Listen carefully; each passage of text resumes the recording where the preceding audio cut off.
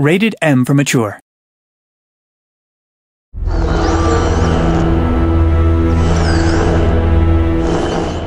Hi, welcome to another episode of Playing Dead. I'm AJ Locascio, and on this episode, we'll be meeting two members of the development team, Dennis Lennart and Nick Herman.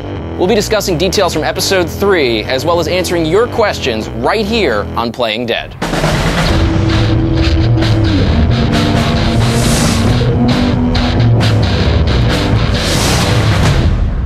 Guys, thank you for being on the show today. Yeah. You're welcome. So, tell us, what exactly did you guys do on the game? I directed the episode. Basically oversaw everything from a lot of the writing to art, animation. The team makes the game. I just sit there and sleep. You just take the responsibility, right? And Nick, so you... I was the lead cinematic artist for episode 2, and basically it's just like working with Dennis and the cinematics team to... So you also did, you're pulling double duty too, because you were Glenn, if I'm not mistaken. In episode 1. I'm revealing that. Episode 1, yeah.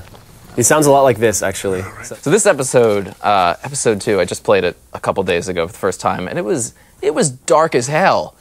I was like, this is like the first episode. You're like, yeah, zombies. This is, like it's scary, but this one was just like I was terrified the entire time. I was like, this is messed up. Yeah. Well, we didn't know how far we could take it. Like, we always had this like pie in the sky of, oh yeah, by the end of it, you're gonna feel kind of depressed. But I think we ended up just nosediving off of that cliff. Does it get worse? And you guys hit like the pinnacle of like human it doesn't horribleness. Stop. It doesn't stop. It really doesn't. Can't wait. Episode 1 looks like Disneyland compared to the rest of the season. Yeah. Episode 2. Episode 3 gets it's deep. Yeah, it's crazy. Well, it's like the more time you spend with the characters, the more the relationships get crazy and all the conflict between everyone. Well, and you get more attached to the characters too. I mean, for sure, yeah. Like you just the emotional connection there gets so strong that if anything happens to these people, you've been with them for months now. I mean, as these episodes roll out.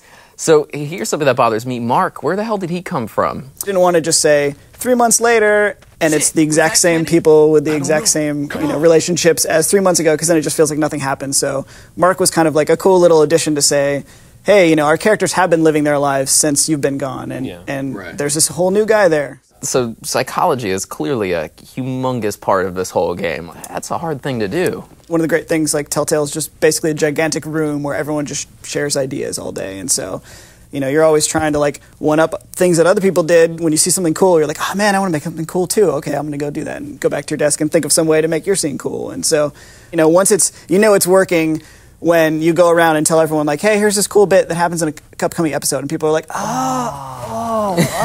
really? Like, that's the reaction you want. And then you're like, all right, that's working. Let's file that away and move on to something else. Stats obviously are a big part of this, and you guys keep track of them quite religiously. Yeah, we're tracking everything you do. I have some of these stats here.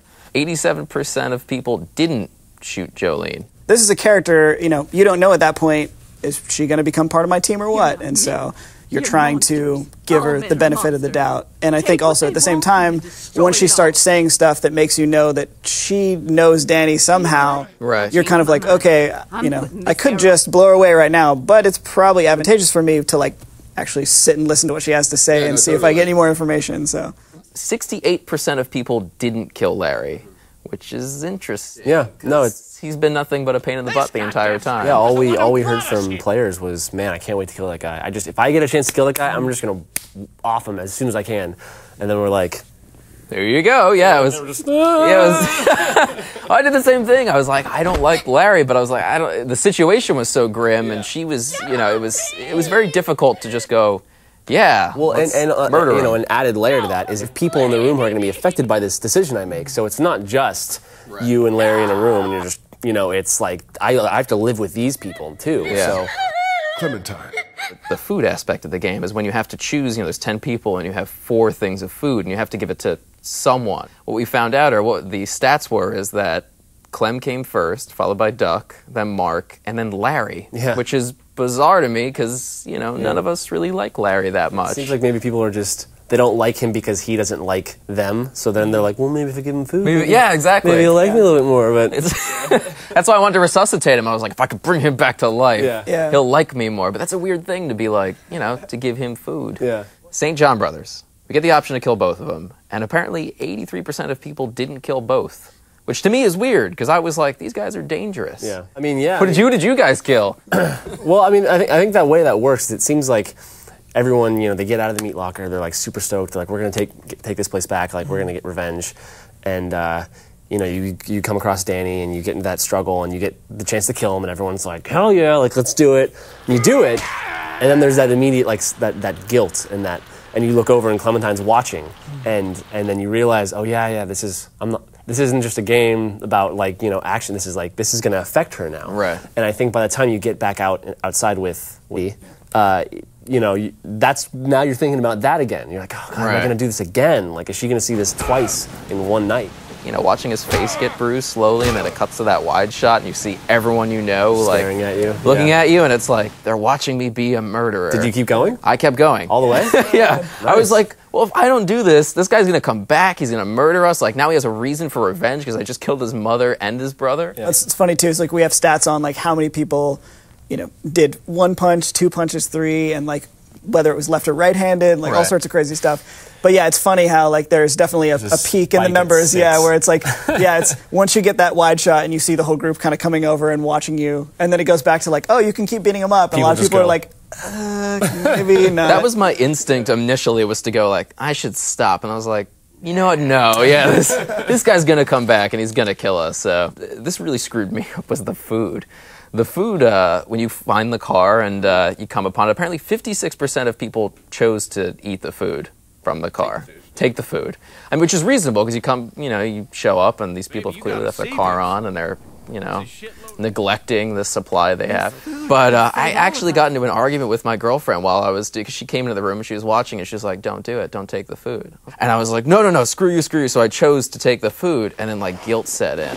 And I was like looking at the corner, making sure the save bar wasn't happening. I was like, and I reset the PlayStation. Oh, wow. I mean, I think it's great that people had that moral dilemma and we're so evenly split. Like, I think that's when we feel like we did a good job. Yeah. All right. It's the big question. Episode 3. What can you tell us? What hints can you drop? Overall, I mean, the rest of the season, starting with episode 3, there's stuff that if we told you, you would probably cry or throw up or want to shoot yourself, which is good. Wow. So instead I'll play the game and do that in the privacy of my own home. Good. All right. The stuff you're doing with Kenny, did you side with him or not in the meat locker? Lily, by the same sort of other side of the coin. You're definitely going to meet some new characters, including a young couple, Krista and Omid, which means that Lee will definitely have some trust issues to deal with, especially after what happened with the St. John's and the Bandits in episode 2. People will die. I mean, this is Walking Dead. It's just part of how it is and what happens, and how responsible are you for their deaths too is another thing that we're going to be seeing. Great.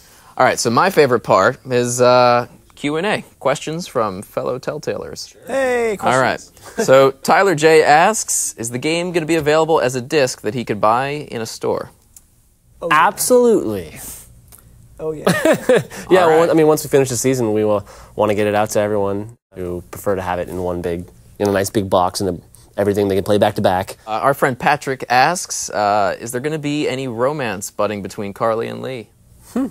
Well, I mean... I think there's hints, and I think some people read into it more than others. Yeah, she knows about Lee's past before the apocalypse, so I mean, there's a lot going there. They have a secret, and that brings people together sometimes. Jackie asks if the zombie that bit Brenda St. John was Mark, and if so, how did he get back up the stairs? It was Mark. Wow. Very observant. Basically, when they throw you in the meat locker, they have to take care of Mark because he's crawling around, so they threw him upstairs. And at the time, he wasn't a zombie. Evan asks, will the game be coming to the Android store? Currently, there aren't any plans for Android support, but it's Telltale, so we always want to get all of our products as many places as we can. So I wouldn't rule it out for the future. So Malachi wants to know what happens if you don't choose a piece of dialogue within the allotted time. Well, I mean, it definitely depends on the situation. A lot of the times, silence is always an option in Walking Dead. So you can either choose that to be your choice, or you can let it time out and Lee will remain silent because you didn't say anything. That affects how people perceive what you are. All right. Silence is consent.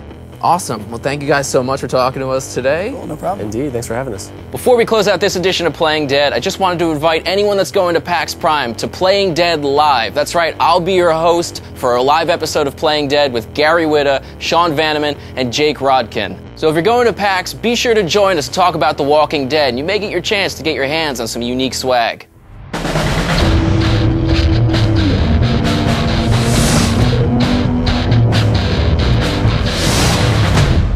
Walking Dead is slowly going to turn into just counseling sessions for you. Yeah, it's kind of more exactly. and more disheveled. So I just played through episode 4. You have like an IV. That's how this is going.